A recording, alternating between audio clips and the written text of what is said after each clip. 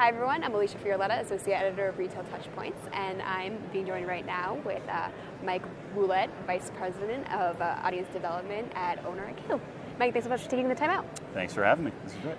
Well, Shop.org obviously is one of the top events for retailers and solution providers alike. So, what has been your experience at Shop.org so far? Obviously, we're winding down the first full day. So, what has been your views, and what are the key trends you're seeing right now? So far, for us personally, it's been a good show. We've made a lot of good connections. Our goals coming in were really to really learn from the retailers, what's on their mind, and also really just kind of get our story across and kind of what we're all about in the marketplace. And I think right now, after day one, I feel like we're accomplishing that. The key trends that we're seeing, they're all over the place, and it's everything from mobile, social, data and audience, and how to do more with that, and that's important to us. So it's good to see that that's definitely on the minds of the retailers. Yeah, obviously, mobile and social have been consistently big topics for the retail audience, but that data piece is especially interesting. So, why don't you tell me a little bit about OwnerIQ and what you guys provide to retailers today, and Sure. how you can better create that optimal customer experience. Sure.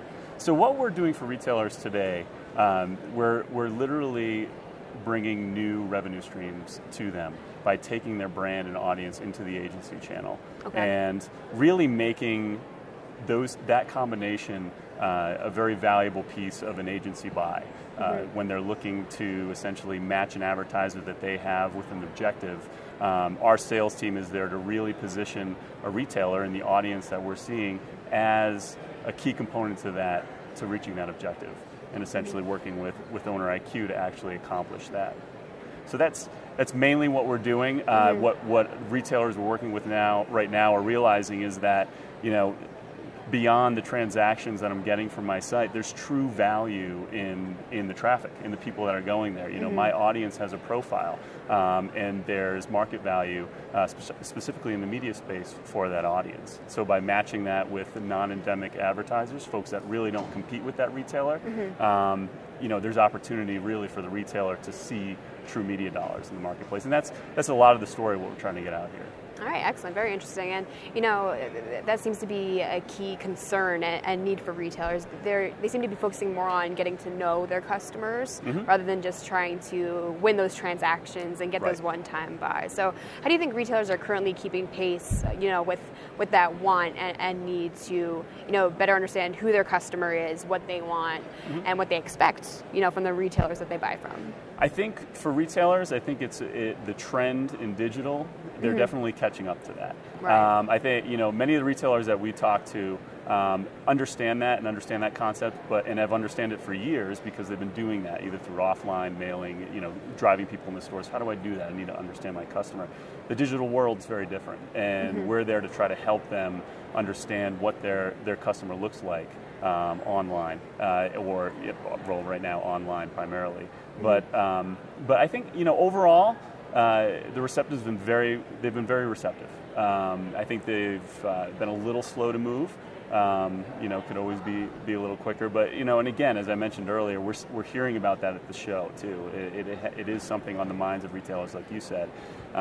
So again, that's good to hear. I think over the next year or two, I think more and more retailers will start to understand the value there and actually reap the benefits of understanding more about their audience. Yeah, absolutely, and with getting to know their consumers better, obviously that helps increase their loyalty efforts a little bit more. It helps improve that connection between the retailer and the consumer, but it also helps them make smart decisions in terms of their marketing spend, which obviously what retailer doesn't want to keep costs as low as possible. So that definitely seems to be something that's coming more to the forefront for them, because what other benefits could there be for the business? Right. No, absolutely. And again, helping the retailer understand there's value in their audience that they might not have seen. There's definitely inherent value based on what that audience does and the profile of that audience, but there's also that market value that in the past they maybe couldn't realize, the vehicles weren't there, but they are there today, and retailers should take advantage of that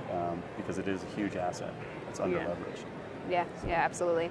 And You know, in terms of other high level trends, obviously, you know, being able to collect and understand customer data, and you know that's always a key trend happening. So, what other big developments are you seeing in the retail space in terms of, you know, how retailers are improving their marketing efforts by leveraging data and, you know, really trying to dive deep into all of that information? You know, I've seen some more advanced retailers doing a lot in CRM, so either matching some, you know, more traditional CRM initiatives to what's happening online, which is always very interesting. So again, to your point, understanding the customer a little bit more. You know, that has been a recent trend. Another recent trend I've seen is retailers understanding there's value in the space on their site beyond just putting some products with the hope of a transaction, ad revenue, understanding the dynamics of ad revenue and how that interplays with their site. Those two specific things are obviously near and dear to us, but they're also, you know, they're being proven every day. Some of the biggest retailers in the marketplace are really just trying to take advantage of that today. So. Yeah, absolutely. And you know, something we've been hearing a lot at the show is, you know, customer lifetime value. So so being able to, you know, determine what customers are the most valuable to them and how to keep them. So it'll be interesting to see what retailers do to, you know, not only keep tabs on that, but you know, how they make that relationship last longer. So and using data changes that equation, right? Completely. You know, lifetime value maybe for a typical retailer is transaction. How many times can you get them back? How many times can you get them to transact? How big is that shopping cart? You know, adding the opportunity to also drive incremental media dollars without disrupting that old model is a completely new horizon for retailers, and can really increase that lifetime value in a way that really couldn't happen before. Yeah.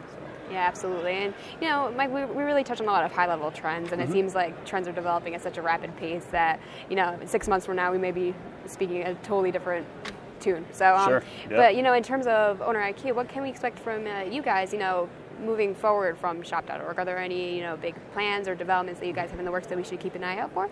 I think continue to focus the focus on retailers and helping them understand the true value of their audience is something we'll continue to focus on. I think efforts in the co-op space, helping retailers and manufacturers understand that there's, again, value in both of their audiences. If I'm a manufacturer and I don't necessarily sell things on my site, I'm still driving people to my site, and there's value in that audience. How the two of them combined can really leverage that channel that they've built over time and leverage it digitally in new ways. So understanding how to co-market to that combined audience together.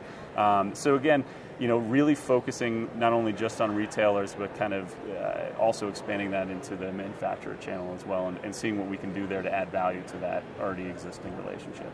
All right, excellent. Well, we'll definitely keep an eye out for all of those new developments. And, you know, thank you again so much for taking the time out to speak with me. I really appreciate it. It was great to touch on all of these high-level trends. Obviously, there's a lot happening right now, so it was great to talk with you. And thanks everyone out there for watching. Thanks.